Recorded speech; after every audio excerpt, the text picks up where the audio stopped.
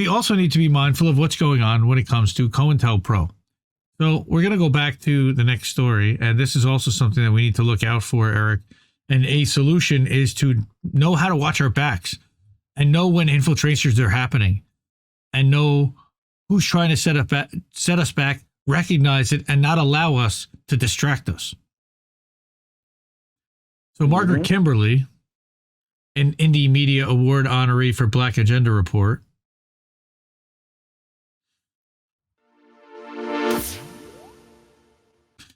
wrote a really great article this week about how Comrades revealed the existence of COINTELPRO.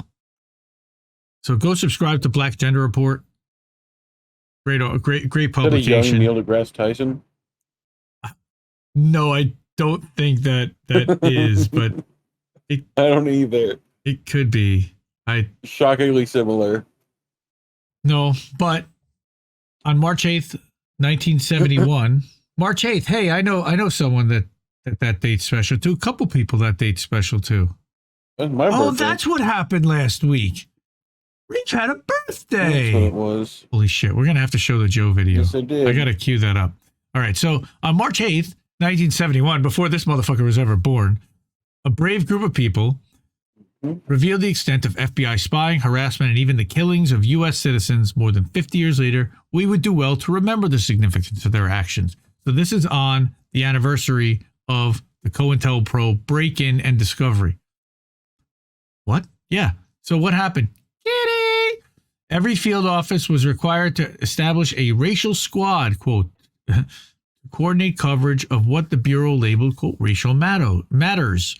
Ghetto informers were a subset of the group the Bureau called racial informants. And that's from the burglary, the discovery these all of sound like J. Edgar canceled Hoover's Marvel movies. FBI. Oh my God. So, like we said, 8 activists on Reef's birthday before he was born, 1971, broke into an FBI field office in Media, Pennsylvania, and removed every document they could find. Calling themselves the Citizens Commission to investigate the FBI, they knew there was FBI infiltration and disruption of the anti-war movement, and they were looking for proof to present to the public. They discovered far more than they anticipated. This is a story I've never heard. The burglars had all been politically active, and some participated in the theft of records from draft board offices. After planning for months, they successfully removed documents, copied them, and began sending them to newspapers and to politicians who had liberal reputations. But the New York Times and LA Times turned them over to the FBI. So did Senator George McGovern. Yeah, thanks. So did Senator George McGovern and the CBC member Aaron Mitchell. But the Washington Post did not and began publishing the stolen material. Other newspapers followed after the Post took the lead. 1 year after the burglary, NBC reporter Carl Stern came across one of the stolen documents with the word COINTELPRO written on it, but without an explanation of its meaning. He filed what became the first successful FOIA lawsuit. Okay, in 1973, he was able to report on the existence of the infamous counterintelligence program. This is all fascinating stuff. Like, this is how was FOIA born? J. Edgar Hoover began COINTELPRO in 1956, intending to, quote, expose, disrupt, misdirect, discredit, or otherwise neutralize the activities of the black nationalists, unquote. By 1971, the FBI had killed Fred Hampton and Mark Clark in Chicago. They had instigated disputes between the Black Panther Party and U.S. organization, which resulted in the deaths of people like Alprentice Bunchy Carter and John Huggins in Los Angeles, 3 more men in San Diego. FBI informants perjured themselves to send Geronimo Pratt to jail for 27 years. The date March 8th is significant and should be celebrated for obvious reasons. Well, of course, Reef would totally agree. So it's Sabby Sabs, by the way. Happy birthday to Sabby Sabs this week. It should also be remembered because the right wing has been ascendant in the intervening 50 years. The political duopoly is now a conservative monolith made up of far-right Republicans and center-right Democrats. Sometimes the Democrats' conservatism isn't even very centrist. I would say often the Democrats' conservatism isn't very centrist. Shift has created great confusion, and people who think of themselves as leftists recommend obedience to the covertly right-wing Democratic Party and even counsel making alliances with the self-proclaimed right. The burglars of 1971 made common cause with others in liberation movements and acted on their belief that the state's crimes had to be exposed. That era is now clearly forgotten after a decades-long plan to disappear what, at the time, were very common radical politics. Millions of people protested against war, and many white people, like the FBI burglars, were true comrades who should not be described with the amorphous and now unserious term of quote-unquote ally. What about the people in the Atlanta forest? Are they allies? I kind of disagree. I love Margaret. You'd think. I love Margaret. I can disagree with her sometimes. And I know she was on with Sabby Sabs this week, and everybody go watch Sabby Sabs and Margaret Kimberly this week because they're both fantastic. Acknowledging their actions is very important, given that the U.S. is far more conservative now, in the throes of a neoliberal plutocracy, dangerous imperialism, and amnesia about what radical movements accomplished. 52 years after the burglary of the Washington Post, of course, 52 years after that burglary, she's saying, the Washington Post is owned by Jeff Bezos, the richest man in the world. The New York Times printed the Pentagon Papers, but now says nothing when proof of the Biden administration terror attack on the Nord Stream pipeline is revealed. Even if a group could successfully steal FBI documents today, there would probably be no major newspaper willing to touch the story. Well, didn't Cy Hirsch just absolutely prove that? I mean, he didn't steal documents, but he had an insider source. The discovery of COINTELPRO resulted in cosmetic change and a public relations effort to give the appearance that intelligence agencies would be controlled by Congress.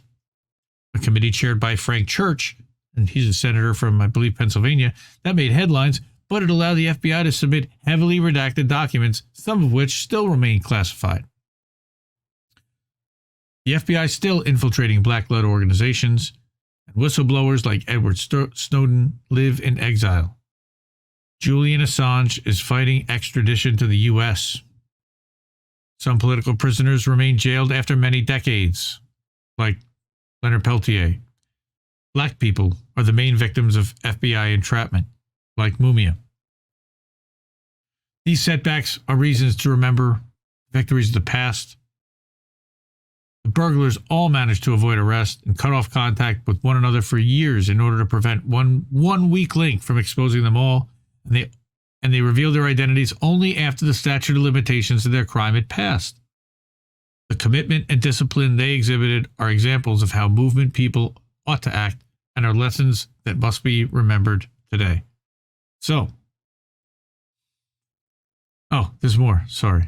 Let me go back. Hey, there we go. Instead of believing in left-right alliances, this is Margaret's opinion, leftists should be building the kind of organizations that can garner wide support and withstand attack. Sure, but those are normally left-right alliances. Existing organizations must be defended and solidarity must be the order of the day. Because you can only do so much with one group of people on your side. You've got to broaden it out.